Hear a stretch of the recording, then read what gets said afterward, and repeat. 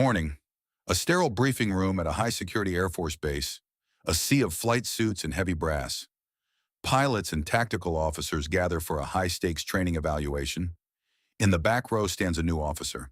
Quiet, unassuming. Most think she's just a fresh transfer in a support role. The meeting begins. A three-star general enters, eyes scanning the roster. He stops at her name. He looks up, his gaze piercing the room. He asks one short question. Your call sign? She answers calmly. Specter Six. The room freezes instantly. The silence is absolute. Watch her. Listen. Now. Believe in the ghost who knows. Stand by. Captain Elena Voss was a ghost in a world of high-decibel egos. At 31, she possessed a face that revealed nothing.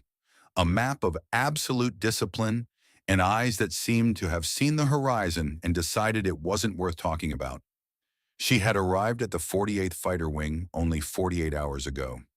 In the hangar, amidst the roar of twin engines and the sharp acidic smell of JP-8 fuel, she was just another uniform. Her service jacket was clean, her posture perfect, but she carried no flashy patches, no combat ribbons on her flight suit, and no stories to trade over coffee in the ready room. The hangar at dawn was a cathedral of aluminum and titanium. The morning light filtered through the high windows, catching the dust motes dancing around the sharp edges of F-35 Lightnings. To the elite pilots of the Wolfpack Squadron, Elena was a variable they didn't care to solve. They saw a woman who stood alone near the service racks, checking her flight gear with a clinical, repetitive focus that seemed almost robotic. Major Cutter Vance, a pilot with 1,000 hours and a mouth to match, had already labeled her during the morning pre-flight. He leaned against the wing of his jet, smirking as he watched Elena methodically inspect her helmet's oxygen seal, checking the pressure valves with a rhythmic efficiency that most pilots left to the ground crew. Look at the new transfer, Vance whispered to his wingman, loud enough for those nearby to hear. Quiet as a mouse, she probably spent her career as a logistics liaison or a weather officer in a bunker. Doesn't look like she's ever pulled more than 4 Gs in her life. Probably here to fill a slot in the administrative rotation. They send us the quiet ones when they want the paperwork done on time. The consensus in the room was swift and judgmental. They lived in a culture where reputation was shouted from the rooftops. In the Wolfpack, if you hadn't downed a target in a red flag exercise or led a multi-ship strike into a simulated dead zone, you were background noise. Elena didn't help her own case. She moved through the corridors like a shadow, avoiding the cafeteria banter and the post-shift bravado. When a senior captain asked her where she had been assigned previously, she simply replied, "Different assignments, sir," and went back to her checklists. She didn't mention missions. She didn't mention flight hours. She didn't even give them a nickname to call her by. She's a ghost, someone remarked during the afternoon debrief. And in this business, if no one knows your name, it's because you haven't done anything worth remembering. They assumed her vague answers were a cover for a lack of real-world experience. They saw her silence as a sign of a support role, someone meant to handle the data entry and paperwork while the real pilots handled the sky. They didn't see the way her hands never shook, even when a heavy transport roared just yards away, or the way her eyes scanned the room with a tactical precision that should have made their hair stand up. Even the mechanics noticed her. One master sergeant, a man who had been turning wrenches since the Gulf War, watched her walk past the engines. He noticed that she didn't look at the sleek fuselage or the polished glass. She looked at the rivets. She looked at the heat shielding on the exhaust nozzles. She looked at the parts that failed first. He mentioned it to Vance, but the major just laughed it off. "She's probably looking for her reflection, Sergeant. Don't overthink it." The briefing room was a pressurized chamber of ambition. As the pilots waited for the evaluation to begin, they jockeyed for position, talking about their kills in the simulator and their heroics in the last joint exercise. Elena stayed in the back, leaning against the cold metal wall, almost blending into the shadows. She was content with her invisibility. She knew that in the military, as in life, the loudest people are usually the ones with the most to prove. And Elena Voss had nothing left to prove to anyone who wasn't currently in the cockpit beside her. She had lived a life of secrets where a name was more than a label. It was a key to a vault of history that most of these men couldn't even imagine. If you think people are judged too quickly, comment, "That's so unfair." The heavy double doors of the briefing room swung open, and the temperature seemed to drop 10 degrees. General Marcus Thorne, a man whose reputation for crushing incompetence was only surpassed by his legendary demands for perfection, marched to the front. He wasn't there for a pep talk. This was a Tier 1 evaluation for a joint strike mission simulation, a complex multi-unit exercise that required the kind of split-second coordination that most teams took years to master. The room went silent, the kind of silence that usually preceded a storm. Thorne began assigning roles for the simulation. He picked the lead pilots, the tactical coordinators, and the electronic warfare specialists. He moved through the names with a surgical coldness, dismissing anyone who hesitated for even a second. Major Vance was given the lead for the primary strike group. He puffed out his chest, glancing back at Elena, with a look that said, "Watch how the pros do it, rookie." He assumed she would be assigned to the eyes and ears group, the support staff who sat in the back of an AWACS plane far from the line of fire. But as the general reached the end of the list, he paused. He opened a separate folder, one marked with a red stripe that indicated a higher level of clearance. He looked at the file for the newest arrival, Captain Elena Voss. His brow furrowed. He looked at the seat in the back row where Elena was standing. The general had served for 35 years. He had seen thousands of pilots, but something about the way Elena stood, unblinking, steady, and entirely unfazed by the predatory energy in the room, triggered a deep, dormant memory. He remembered a day in the Mojave 15 years ago, watching a pilot pull a maneuver that defied the flight computer safety limiters. He remembered the name associated with that specific, lethal grace. "Captain Voss," the general said, his voice a low vibration that made the junior officers sit up straighter. "Sir," Elena replied, her voice steady as her horizon line. "Your file is remarkably sparse on combat details," Thorne noted, his eyes narrowing. "It mentions several redacted assignments over the last 4 years.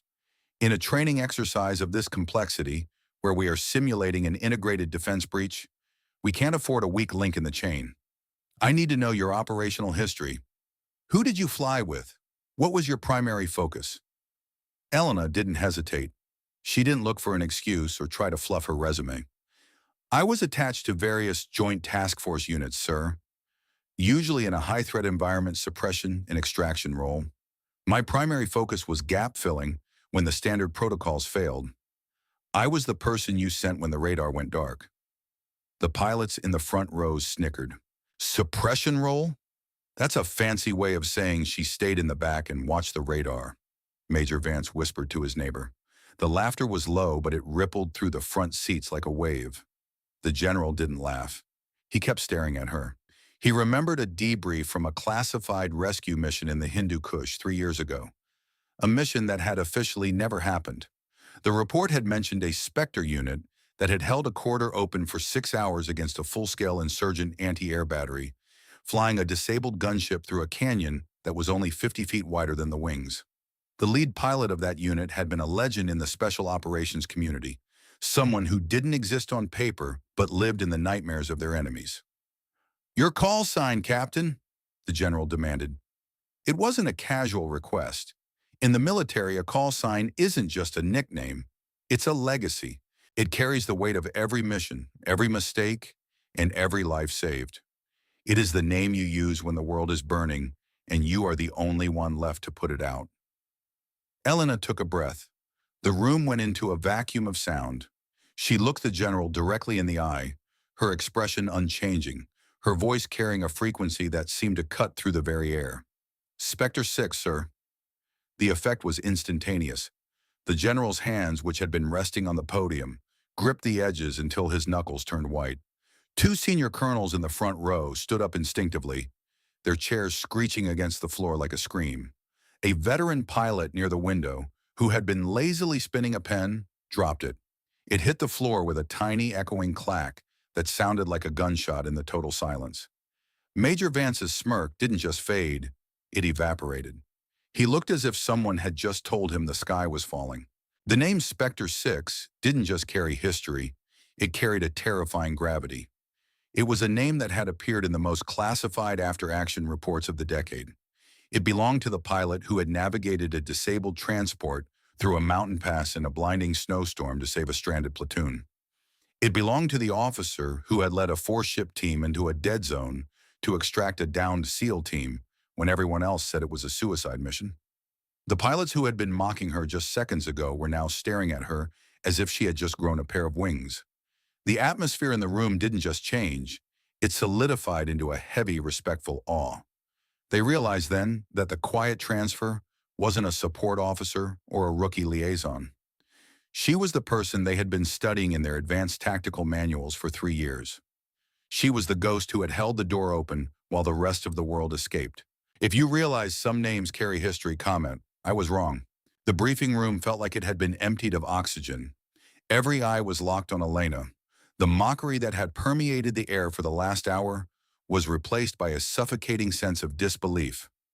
Major Vance, whose ego had been the largest thing in the room, now looked like a man who had just insulted a god and was waiting for the lightning bolt to strike. He looked at Elena's flight suit, the one he had mocked for being too clean, and realized that the lack of patches wasn't because she hadn't earned them. It was because the units she served with weren't allowed to have them. They operated in the black, where identities were erased for the sake of the mission. Specter Six, the general repeated, his voice hushed with a rare, genuine reverence. He turned to the officers in the room. For those of you who are too young to know the logs, let me clarify. Spectre isn't just a squadron. It's a special operations designation for pilots who operate outside the standard chain of command when the mission parameters are deemed impossible or non-survivable. And Six is the lead, the one who makes the calls, the one who brings the team home when everyone else is already writing the obituaries. In the last 10 years, only 4 pilots have held that designation. 2 are dead, 1 is retired, and the 4th, he looked directly at Elena. The 4th was the architect of the deep strike in 2021. The general looked back at Elena. The report from Operation Crimson Shadow mentioned a pilot who stayed in the kill box for 40 minutes with a burning engine and a shattered canopy just to keep the extract helicopters covered from ground fire. The report said that pilot didn't want a medal. The report said that pilot simply wanted her crew's names on the board first. Was that you, Voss? Elena didn't look proud. She didn't look triumphant. She looked weary, as if the memory itself carried a physical weight. I was just the one holding the line, sir. It was a team effort. The ground crew did the real work. If the JTAC hadn't stayed on the radio, we wouldn't have found the hole in the clouds. A veteran pilot in the second row, a man named Colonel Graham, stood up slowly. He had a jagged scar running down his cheek and 3 combat tours under his belt.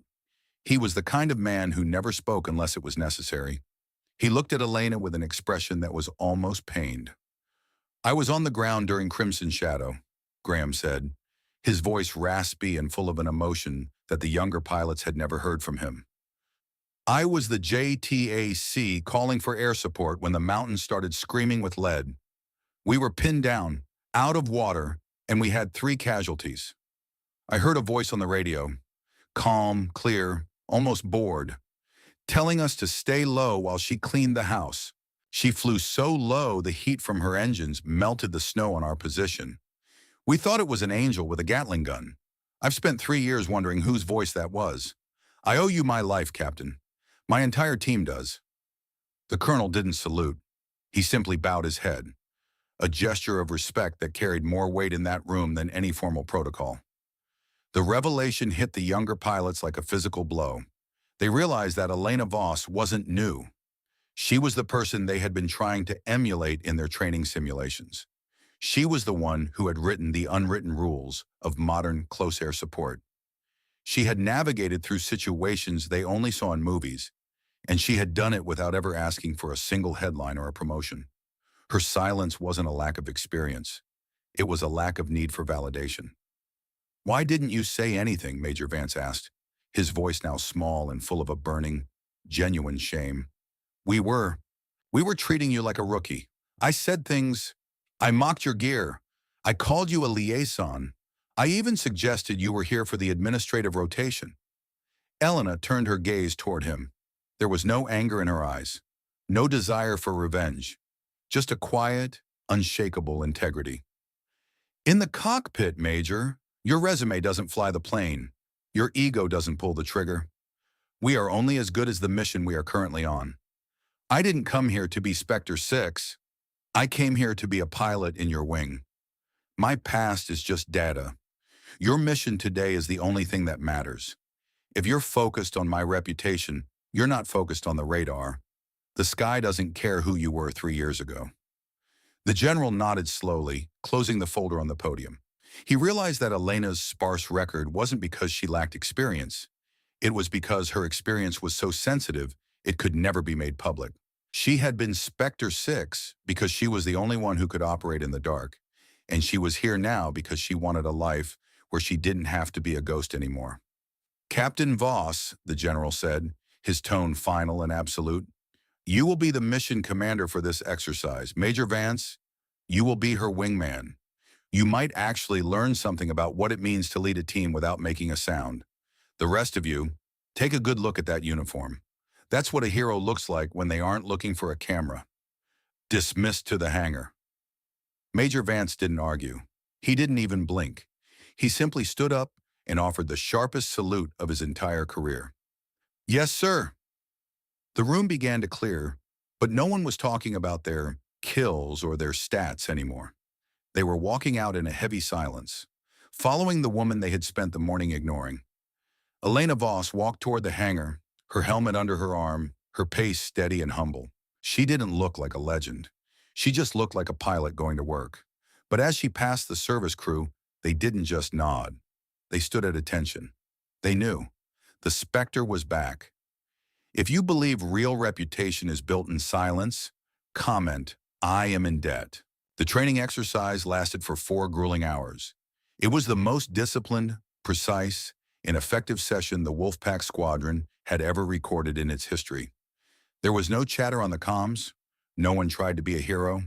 They moved like a single organism, a school of predatory fish guided by the calm, rhythmic voice of Elena Voss. Whenever a situation got chaotic, whenever the simulated radar went blind or the enemy SAMs locked on, Elena was there, providing the coordinates and the exit path before the computer could even calculate them. She didn't just fly, she anticipated. She moved her jet through the simulated canyons with a fluid grace that made the other pilots realize they were just fighting the controls while she was dancing with them. She positioned her wingmen to maximize their strengths and cover their weaknesses, leading from the front but ensuring no one was left behind. She managed the electronic warfare suite with a speed that left the specialists breathless, jamming enemy frequencies before they could even broadcast. After the planes landed and the engines whined down to a stop, the hangar was unusually quiet. The usual post-flight bragging was absent. The pilots stood by their aircraft, debriefing in low, respectful voices. Major Vance walked over to Elena. He had taken off his helmet and his face was covered in a light sheen of sweat and a deep, heavy humility that looked foreign on him. Captain, Vance said, stopping 3 feet from her, I wanted to apologize again, not just for the words, but for the attitude. I've spent my whole career thinking that if I wasn't the loudest guy in the room, I wasn't the best. I thought the stripes on my arm gave me the right to judge anyone without them. Today, seeing you work, seeing the way you handled that triple lock breach, I realize I don't know the first thing about being a real pilot. I was flying a machine. You were flying the mission. Elena was wiping her hands on a rag, her focus on the airframe of her jet, checking for simulated stress fractures. She looked up at him and offered a small, genuine smile. The first one they had seen all day. It wasn't the smile of a superior. It was the smile of a colleague. It's a common trap, Major. The sky is very large. It makes us feel like we have to be big to fit in. But the truth is, the sky only respects the people who know how small they really are. You flew well today.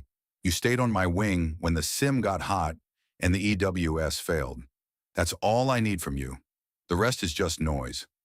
Vance nodded, a lump forming in his throat. We didn't know who we were standing with. We were so busy looking at the missing patches on your suit that we missed the person inside it. I won't make that mistake again. I'd fly into any dead zone with you, Captain. No questions asked. You're not supposed to know, Elena replied softly. Reputation is a cage, Vance. It makes people expect things from you that aren't real. It makes you a target for their expectations. I'd rather you trust me because of how I fly today, not because of what I did 3 years ago in a mountain pass. Let the past stay in the files. We have a real mission tomorrow. Get some rest. She turned back to her plane, methodically checking the seals on the fuselage. She didn't stay for the praise or the group photos. She didn't join them at the bar later that night to recount the Specter Six stories that were already beginning to circulate through the base like wildfire. She went back to her modest quarters, called her family, and slept the sleep of a person who knew exactly who she was and didn't need the world to agree. But the hangar had been permanently changed. The culture of the Wolfpack had shifted in a single afternoon. The pilots no longer bragged about their flight hours or their kills. They started listening more. They started focusing on the small stuff, the rivets, the sensors, the quiet coordination that keeps a wing together. They realized that respect isn't something you demand with a title or a loud voice. It's something that settles on your shoulders after you've stood your ground when the lights go out. Elena Voss had taught them the most expensive lesson of their careers, that a hero isn't the one who stands under the spotlight. A hero is the one who stands in the shadows until everyone else can find their way home. If you believe respect should come from actions, comment, I will live a decent life. In the military, as in the real world, we are often obsessed with labels. We want to know the rank, the title, the social standing, and the brand before we decide how to treat a person. We look at the surface, we scan for the patches of success, and we make a split-second decision. Is this person worth my time? Are they powerful? Can they help me climb higher? But the story of Elena Voss, the story of Specter Six, is a powerful reminder that real value is always found in the foundation, not the facade. True expertise doesn't need to be announced. It doesn't need a billboard, a viral post, or a chest full of medals to be real. It simply is. It exists in the calluses on a father's hands, in the patience of a teacher, and in the quiet, ironclad resolve of an officer who has seen the dark and chosen to stay in the light. Expertise is a quiet thing. It doesn't bark orders, it provides solutions. It doesn't seek applause, it seeks results. Elena didn't need to prove she was a legend to the Wolfpack. She didn't need to shout her call sign to get Major Vance's attention. She just needed to be consistent. She just needed to do her job and do it better than anyone else in the room, while everyone else was busy talking about how good they were.